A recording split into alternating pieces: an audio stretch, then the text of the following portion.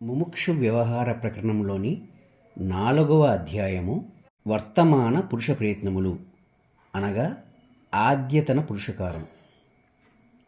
వశిష్ఠ మహర్షి ఈ విధంగా కొనసాగిస్తున్నారు. ఓ రఘురామ, అంతరంగమునందు ప్రవృత్తియే సర్వ బాహ్య ప్రవర్తనల యొక్క అంతర్లీన కారణం. అట్టి ప్రవృత్తి శాస్త్ర విధిని, శ్రద్ధ, ఆసక్తులను అనుసరించి ఆయా ప్రయోజనముల సిద్ధికి కారణమగుచున్నది. మనసా వాంఛతే యచ్చ యథాశాస్త్రం న కర్మణ సాధ్యతే మత్తలీలాసౌ మోహనీనార్థ సాధని. మనస్సుతో కోరుకోవటం కానీ శాస్త్రవిధిని అనుసరించి ప్రయత్నం చేయకపోవటం, ఇది జీవుని యొక్క దౌర్భాగ్యం. ఇది ఉన్మత్త క్రీడగాక మరింకేమిటి? అసలు దీనివలన ఏం ప్రయోజనం సిద్ధిస్తుంది చెప్పు? పైపెచ్చు అది మోహకారణమే అవుతుంది. ఎవడు ఎట్లు ఎత్తించుచున్నాడో వాడు అట్టి కర్మనే పొందుచున్నాడు. దైవకృతం లేక అదృష్టం దానికి వేరు విధంగా ఉండటం లేదు. ఈ కర్మ 2 విధాలుగా చెప్పబడుతోంది: శాస్త్రోచితమైన కర్మలు మరియు శాస్త్ర విరుద్ధమైన కర్మలు. శాస్త్రోచితమైన కర్మలు పరమార్థము కొరకు, అలాగే శాస్త్ర విరుద్ధమైనవి అనర్థము కొరకు ప్రవర్తిస్తున్నాయి. అయితే ఒకడు నేను ఈ విధముగా ప్రవర్తించకుండెదనుగాక అని అనుకుంటూ ఉంటాడు. ఉదాహరణకు, ఇతరులను దూషించుట, దురభ్యాసములు ఆశ్రయించుట, దురుసుగా సంభాషించుట, తీవ్రముగా వాంఛించుట, దీర్ఘముగా దుఃఖించుట, నిష్కారణముగా భయపడుట మొదలైనవి. కానీ తాను అనుకున్న దానికి వేరుగా బలవంతముగా నియమించబడిన వాని వలె ఎందుకు ప్రవర్తిస్తున్నాడు చెప్పు? ఎందుచేతనో చెప్తాను విను. ప్రతి సందర్భములోనూ ఈ మనుజుని ఇతఃపూర్వపు శారీరక, మానసిక క్రియాయత్నములు, అలాగే ఇప్పటి ప్రయత్నములు నిరంతరం 2 మేకపోతుల వలె పోటీపడుచున్నాయి. ప్రతి సందర్భములోనూ ఈ మనుజుని ఇతఃపూర్వపు శారీరక, మానసిక క్రియాయత్నములు మరియు ఇప్పటి ప్రయత్నములు నిరంతరం 2 మేకపోతుల వలె పోటీపడుచున్నాయి. ఈ ప్రాక్తన ఆద్యతన ప్రయత్నములలో ఏది బలవత్తరమైనదైతే, అనగా పూర్వపు ప్రయత్నములు, ప్రస్తుత ప్రయత్నములలో ఈ రెండిటిలో ఏది బలవత్తరమైనదైతే అదియే జయిస్తోంది. ఒకవేళ వర్తమాన శ్రద్ధ ఆసక్తుల కన్నా, శారీరక మానసిక యత్నముల కన్నా ఇతఃపూర్వపు క్రియలు అధిక బలము కలిగి ఉంటే, అప్పుడు అతడు అయిష్టుడైనప్పటికీ బలవత్తరముగా అట్టి కర్మలయందే, అట్టి సంకల్పములందే లేక ప్రయత్నములందే ప్రవేశించడం జరుగుతోంది. అందుచేత రామచంద్ర, మానవుడు శాస్త్ర విధిని అనుసరించి సత్కర్మలకు సంబంధించిన ప్రయత్నములను ఎప్పటికప్పుడు అధికం చేసుకోవాలి. క్రమంగా అట్టి సత్కర్మలు బలవత్తరమై ఉత్తమ సంస్కారములుగా రూపుదిద్దుకుంటాయి.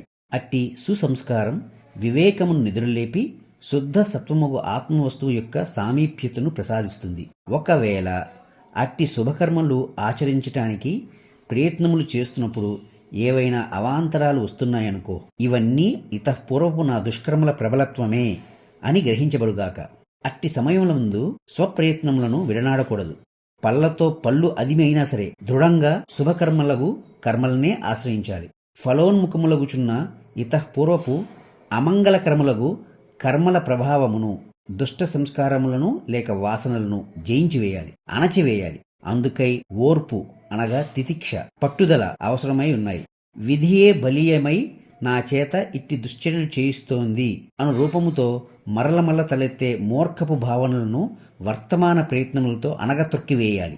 ప్రత్యక్షముగా ఎదురుగా ఉన్న ఆద్యతన కర్మలను, వాటి ప్రయోజనములను గమనించకుండా ఏదో శక్తి మమ్మలను నియోగిస్తోంది లేక నిర్వీర్యులను చేస్తోంది అని నమ్మువాడు చేతిలో ఉన్న ఫలమును వదిలి ఆకాశము వైపు చూస్తూ ఆ ఆకాశం నుండి ఏదైనా మధుర ఫలము, పదార్థము లభిస్తుందేమోనని ఎదురు చూచేవాడు అగుచున్నాడు. అట్టి దీనాలాపన వలన, అట్టి దీనాలాపనలచే కలిగే ప్రయోజనం ఏమున్నది? అందుచేత రామ, ఇతఃపూర్వం ఆర్జించుకొని ఉన్న మనోదోషములు హరించిపోయే వరకు శాస్త్రోచితమైన సత్కర్మలను శరణు వేడవలసిందే. ఓ రాఘవ, ఇతఃపూర్వపు అశుభకర్మలు ఇప్పటి ప్రయత్నములచే జయించబడతాయి అనుదానిలో నీవు ఏమాత్రం సందేహించవలసిన పని లేదు. జనులు ఇప్పటి వ్రత జప నియమాదులచే రాబో దోషములను పరిహరించుకోవటం లేదా?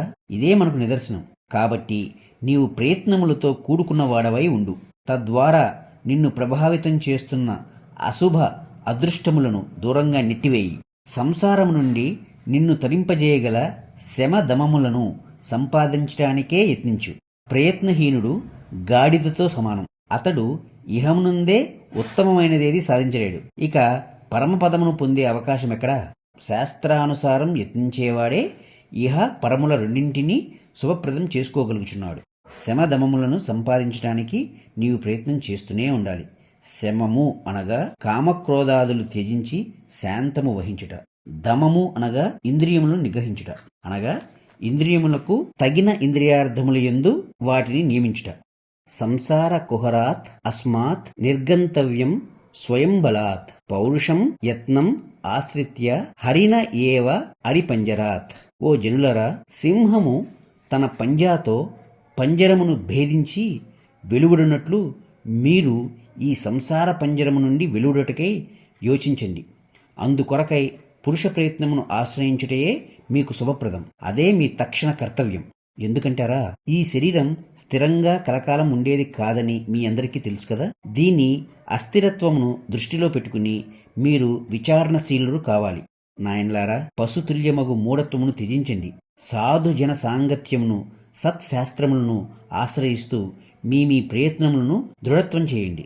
ఒక ఈగ కురుపుపై వాలి అక్కడ చీము నెత్తుడు త్రాగుచూ సంతోషపడుచున్నట్లు మీరు స్వల్ప విషయములకు గృహ అన్నపానాదుల కొరకై మహత్తరమైన మానవ జన్మను వృధా చేసుకోకండి.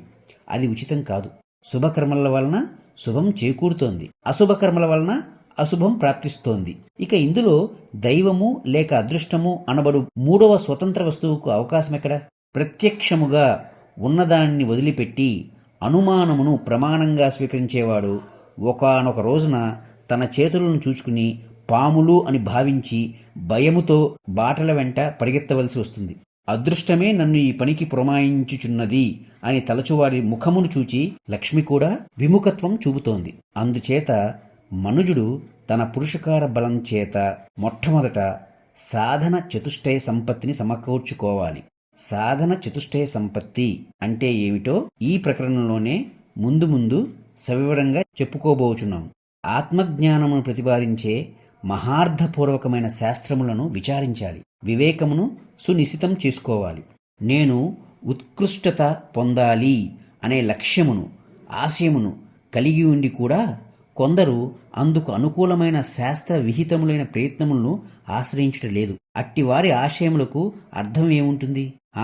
ఏం ప్రయత్నములు, ఎంతని ప్రయత్నించాలి, ఈ సత్కర్మల వ్యవహారమునకు అంతు ఎక్కడా అని తలచి తాత్సారం చేయరాదు.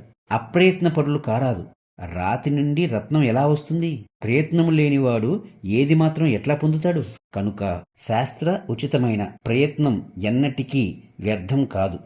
మనకు పెద్దలు ఒక సామెత చెప్తారు. మట్టి కొద్దీ కుండలు, దారం కొద్దీ వస్త్రములు, పిండి కొద్దీ రొట్టెలు లభిస్తాయి. ఈ విషయం అందరికీ తెలిసిందే కదా. అదే విధంగా పురుషార్థమును అనుసరించే ప్రయోజనములు కూడా ఉండటం జరుగుతోంది. చేసిన ప్రయత్నమును బట్టే ఫలితములు సిద్ధిస్తున్నాయి. బాల్యం నుండే మాటి మాటికి అధికంగా ఆశ్రయించబడుచున్న సత్సంగము, శాస్త్ర చర్చ, శుభమైన అభ్యాసములు ఇవన్నీ లక్ష్యమును దృఢతరం సుస్పష్టం చేస్తున్నాయి. ఉత్తమ జ్ఞానము కొరకు తత్ అనుకూలమైన ప్రయత్నములను చేసిదనుగాక అను సంకల్పము రూపుదిద్దుకుంటోంది. అట్లు ఆశ్రయించుచున్న స్వప్రయత్నమే మానవునకు అమోఘమైన ఫలమును ప్రసాదిస్తోంది. ఈ విధంగా ప్రత్యక్షములు, అనుభూతములు, దృష్టములు, శాస్త్ర సమ్మతములు అయిన ప్రయత్నములను ఆశ్రయించాలి.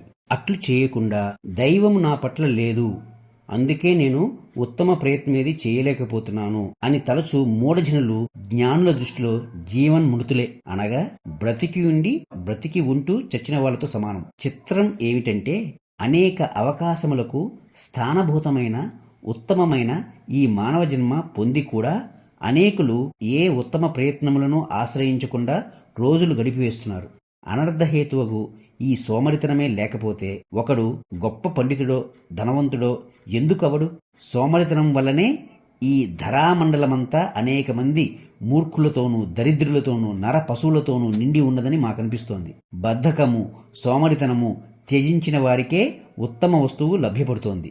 ఓ రఘురామ, సత్శాస్త్ర విధిని అనుసరించి సత్సంగశీలుడై సదాచారపూర్వకంగా నిర్వహించబడిన కర్మ సంపూర్ణంగా ఫలప్రదమవుతోంది. లేకుంటే ఉత్తమమైన ప్రయోజనం లభించడం లేదు. పురుష ప్రయత్నం యొక్క కర్మ యొక్క స్వరూప స్వభావములు అట్టివి. ఇదే కర్మ సిద్ధాంతం. దీనిని గ్రహించి చరించు మనుజుడు ఎన్నటికీ విఫలుడు కాడు. హరిశ్చంద్రుడు మొదలైన అనేక మంది ఉత్తములు అనేక దుఃఖ దారిద్ర్యములు పొందుచున్నప్పుడు కూడా పురుషకారమును ప్రయత్నమును త్యజించలేదు. అందుచేతనే వారు ఇంద్రతుల్యులు అయ్యారు. మీ పూర్వీకులకు అనేక మంది చక్రవర్తుల చరిత్రలు ఇట్టివే. ఓ రామా, బాల్యే గతే అవిరత కల్పిత కేలిలోలే దోర్దండ మండిత తవయ ప్రభృతి ప్రయత్నాత్ సత్సంగమై పద పదార్థ విశుద్ధ బుద్ధి కుర్యాత్ నరః స్వగుణదోష విచారణాని. ఓ జనులారా, ఒక్కసారి ఈ యావత్తు జీవితమును పరికించి చూసుకోండి. బాల్యమంతా అతి చంచలమైన హావభావములతో కల్పిత క్రీడలతో గడిచిపోతోంది. ఉత్తమ కర్మాచరణం సులభంగా అలవడు అవకాశమున్న బాల్యము మూర్ఖత్వంతో అజ్ఞానంతో వృధా అవుతోంది. ఈ బాల్యంలో సద్భావనలు ఉత్తమ అభ్యాసములు ఆశ్రయించబడుటలేదు. పోనీ వారికి ఉత్తమ మార్గమును చూపగల విశాల బుద్ధి కల వారి శుశ్రూష లభిస్తోందా? అది కూడా లేదు. లభించినా అనేకులు వినుటే లేదు. జీవితము యొక్క ఉత్తమ లక్ష్యములను గ్రహించలేకపోతున్నారు. సరే, బాల్యం గడిచిపోయిన తరువాత ఇక తాత్సారం చెయ్యరాదు. యవ్వనము నుండే ఇది నిత్యము ఇది అనిత్యము అని విచారణ చేయాలి. అట్టి వివేకమును అధికం చేయగల సుగుణములను అలవర్చుకోవాలి. సత్సంగం కొరకు ప్రయత్నం చేయాలి. శ్రద్ధగా ప్రయత్నించినప్పుడు లభించినదంటూ ఏముంటుంది? ఏదైనా లభిస్తుంది. కనుక ఎప్పటికప్పుడు స్వీయ గుణదోషములను పరీక్షించుకుంటూ తగిన చికిత్సాపూర్వకమైన స్వప్రయత్నములను ఆశ్రయించాలి. అంతేగాని పరుల దోషములు ఎంచుచూ కాలం వృధాపరచుకోరాదు. ఈ విధంగా చెప్పి వశిష్ఠ మహర్షి ఈరోజు సభను ముగించారు. అప్పటికి సాయం సమయమైంది. ఆ రోజుకు ఇక సభ చాలించబడింది. మొదటి రోజు విచారణ పూర్తి అయింది.